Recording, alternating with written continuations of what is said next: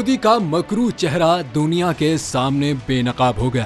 Canada में सिख रहनुमा हरदीप सिंह के कत्ल पर दुनिया भारत के खिलाफ बोल पड़ी। कनाडा ने भारत में अपने शहरियों को मोहतात रहने की हिदायत जारी कर दी। कैनेडियन हुकूमत की वेबसाइट पर जारी हिफाजती एडवाइजरी में हिंदुस्तान में रहने वाले कैनेडियन शहरियों पर जोर दिया गया है कि वो पूरे मुल्क में दहशतगर्दाना हमलों के खतरे के पेश नजर हिंदुस्तान में इंतहाई एहतियात बरतें।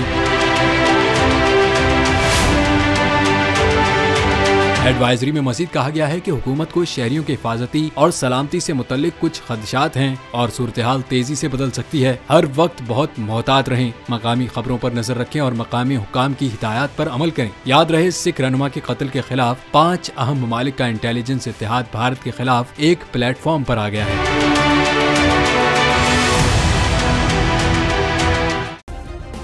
सब्सक्राइब करें और बेल दबाएं ताकि कोई खबर रह न जाए।